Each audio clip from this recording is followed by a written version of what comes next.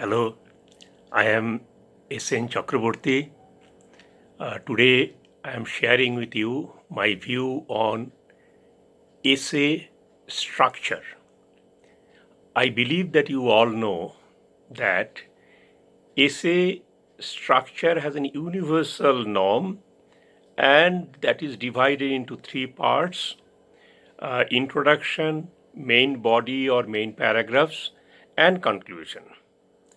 I wish to believe that all UPSC aspirants are aware of it and they certainly follow also this. Now, since there are three different structures, definitely we can accept that three different structures have different purpose and objectives and role in the essay. That means the characteristic features of an introduction is not similar to the main body or conclusion or vice versa. Since there are three structures, that means each of them has a boundary, and these boundaries must be clear in the essay. Now, when an examiner, whoever it may be, reads an essay, he or she might see that where the boundary of introduction ends and where from the next structure begins. That means three structures boundaries are to be very clear and distinct in the whole essay, and how much words to be given in introduction, what should be your length. There should be an idea planning on that part also. Now, if this is the case, then is it not that the words should be distributed in a balanced manner or in a symmetrical way, so that required words are given to different parts of the essay, particularly when UPSC has a word limit for the essay. That means whatever somebody is doing, entire thing must be winded up within maximum limit of 1200 words. Now, what to write in introduction? An introduction should not look like the main body or conclusion. That means everything and all that one wants to say should not be accommodated within introduction. It should not look like main body. Now, if this is the case, then what will be there in the introduction? How much word I should keep aside for writing introduction? What should be its length? Now, all these things cannot be achieved unless somebody does very structured brainstorming, planning, and then they start writing the essay and see that this is really happening in the essay, isn't it? And next is the main body. And main body is the real part of the essay. It is content rich. One has to analyze all the main points in this part. In that case, it is definitely larger than introduction or conclusion, but then how much large is it? How many words I should put there? How many points I can discuss there? All these things need again planning and practice.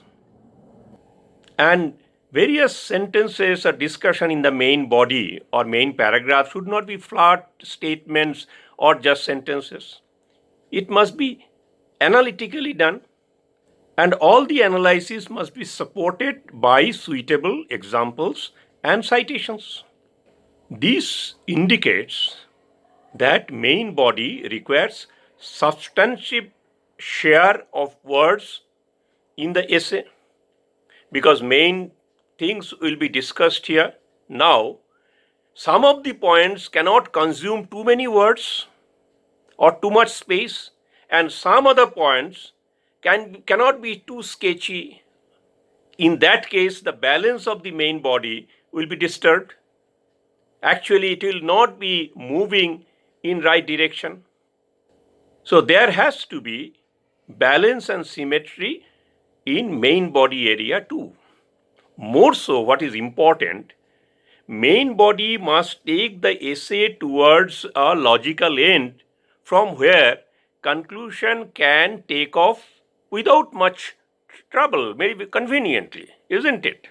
So main body therefore has two parts. One, from the introduction, take off the discussion, bringing it to a very critical area, okay, in-depth area, and then comes to a logical end so that conclusion can begin. Now, what does then conclusion mean? Is it just merely writing a few lines or few sentences at the end, or this also needs to be thought in a structured way and to be presented in a very organized way, or it should be merely an ad hoc exercise? So that means one has to plan how much words should be kept aside for conclusion also, and how a conclusion should be presented in the essay.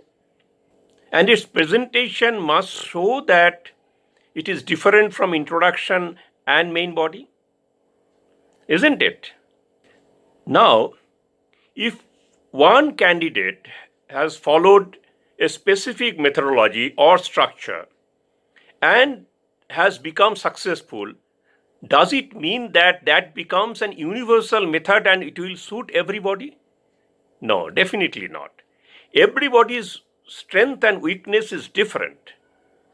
Their expression style is different. Language is different. So therefore, instead of becoming a blind follower, of something, better to develop one's own unique creative method, and which itself will become a model, isn't it? And everybody, if practices, then that person will develop a very customized style. Don't you believe so?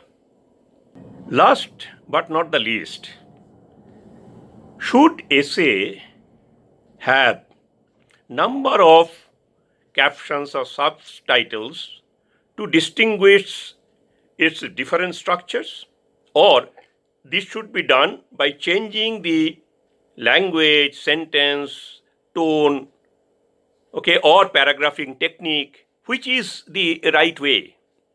Since there is no specific guideline on this, I don't want to make any comment.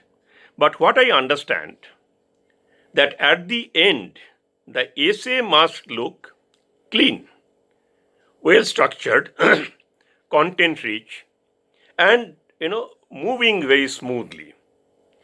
Now, because of lot of captions, I don't think that number may come from there, because an examiner for a civil service exam will look for basically content and analytical power. An essay has to be presented in a way so that on the quality area, compromise is not made, and real target of scoring higher is not compromised on any account. So this is in brief about the structure of the essay. At the end, what I would say, please take essay seriously. Thank you. Thank you very much.